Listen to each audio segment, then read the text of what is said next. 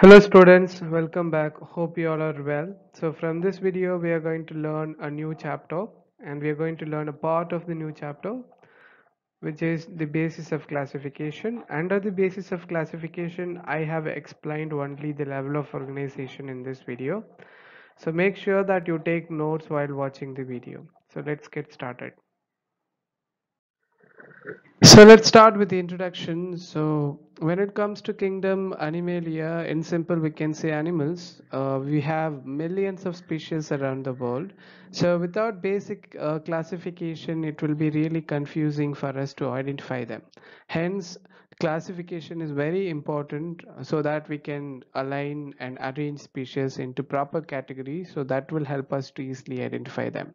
And apart from that, every year and every 2 year or 3 years, scientists and research fellows are constantly discovering new species from the animal kingdom.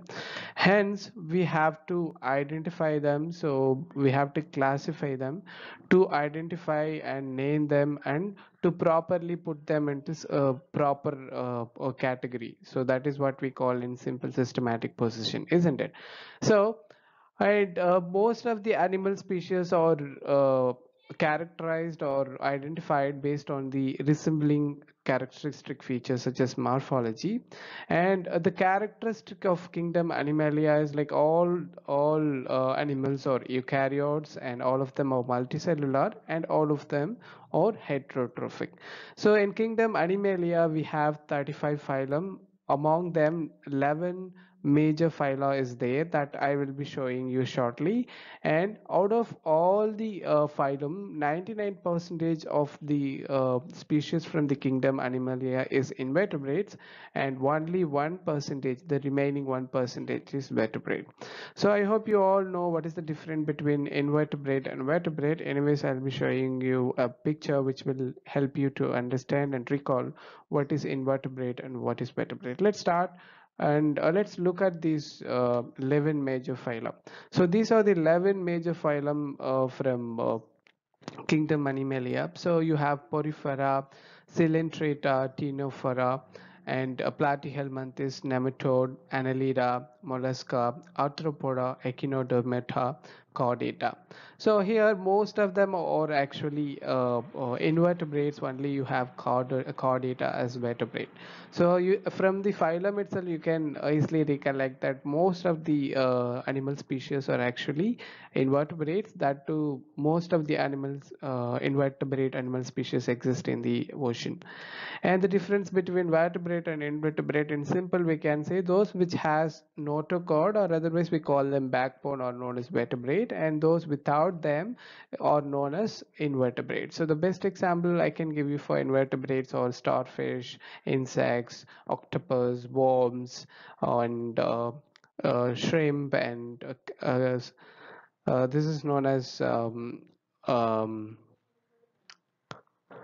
sea crab and echinoderm and ant. And from vertebrates all other animals like cat and fish, turtle, all this has actually notochord, and this doesn't have that.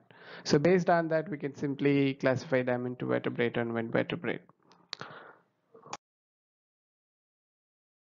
On the basis of classification, so if you take all multicellular organisms, they are structurally and functionally different.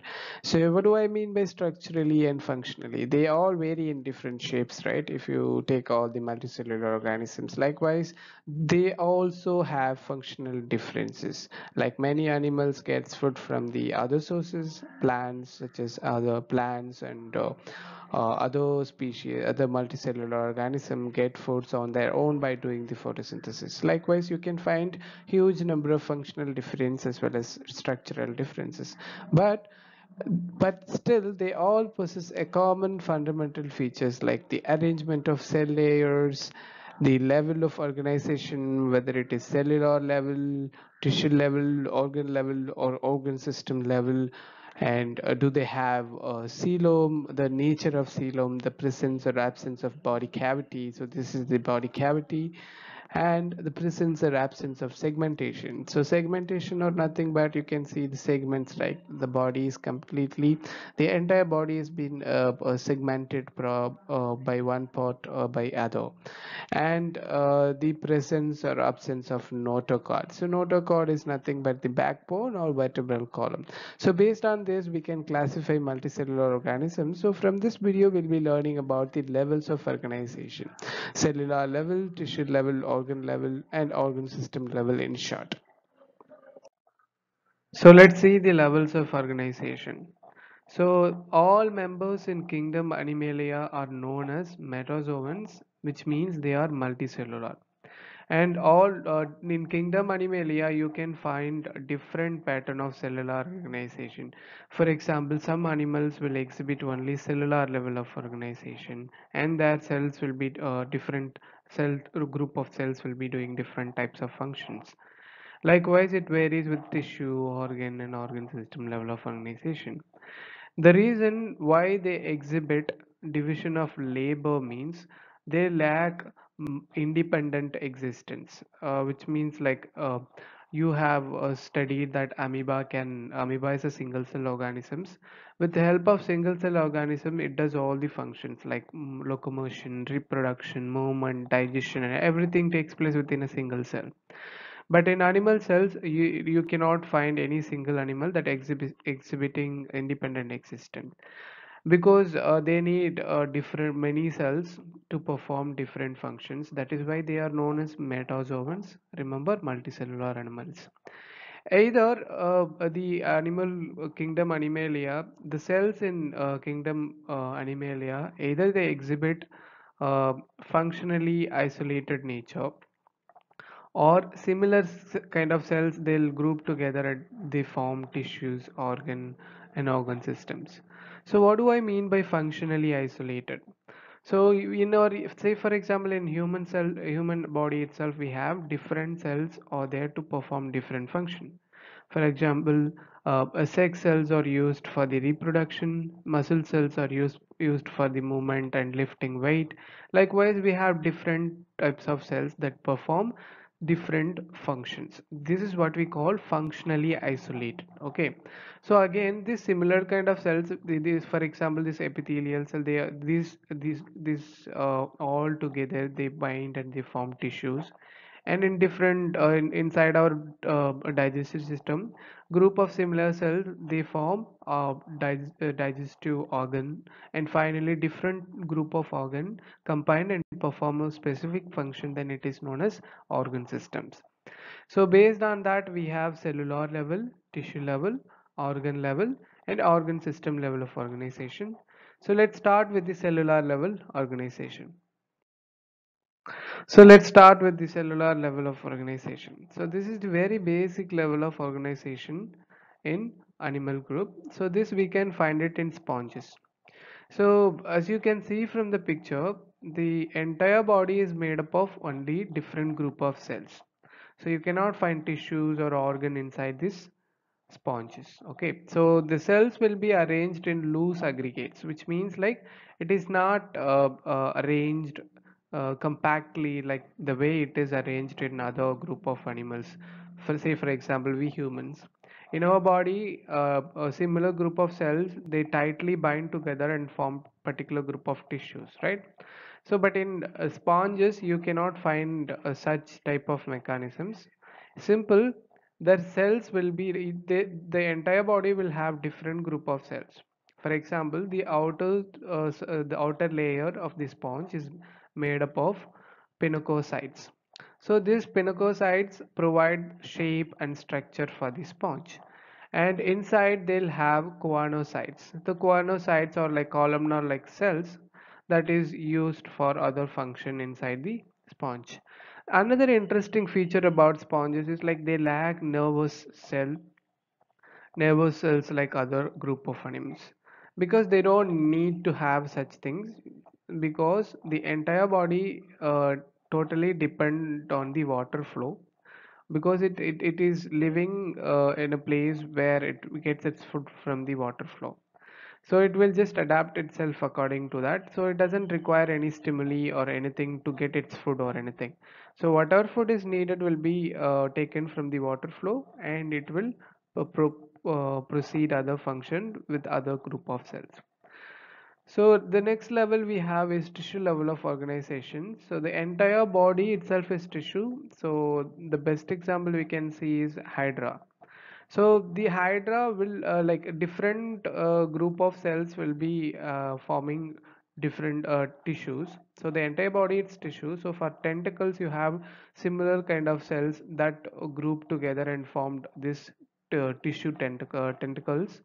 And likewise the body is also you have different group of cells, but but they have grouped together and formed tissue. So the entire body is tissue. And another important feature about tissue level of organization, they have nerve cells and sensory cells because they have to get their food with the help of these tentacles.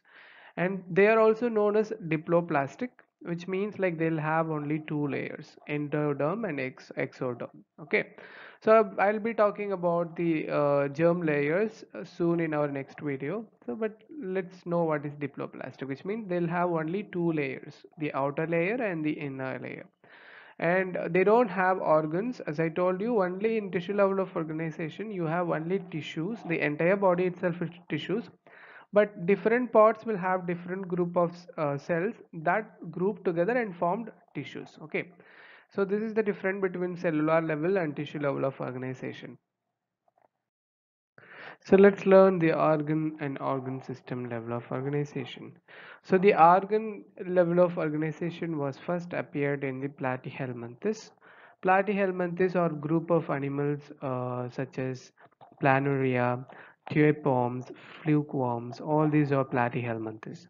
So in Platyhelminthes, you can find organ level of organization, which means you have different organs. So different kind of tissues aggregate to form an organ, and that organ will perform a specific function.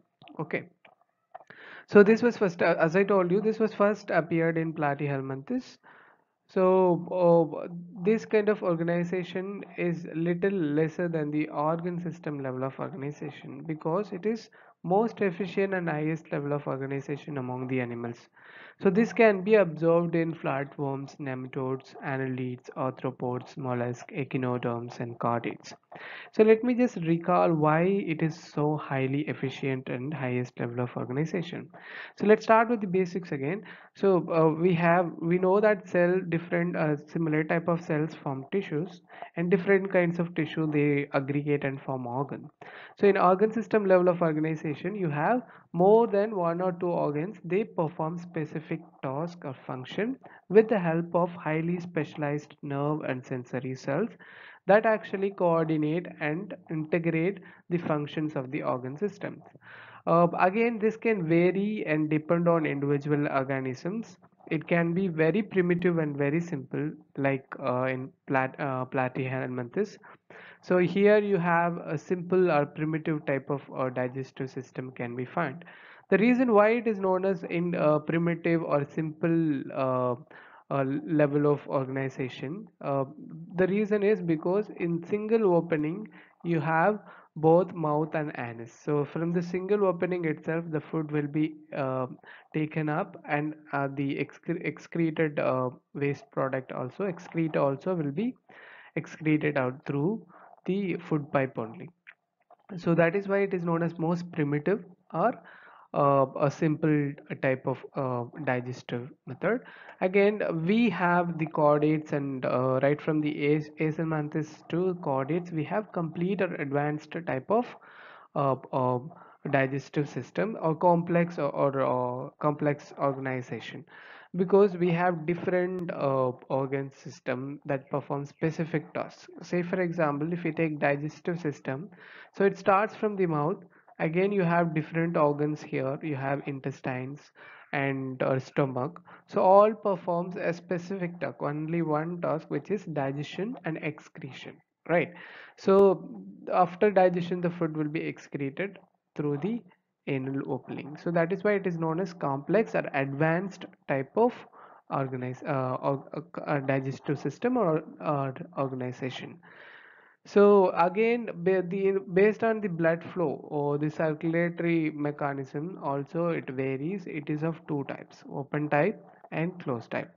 So in open type, the blood will remain in between the tissues.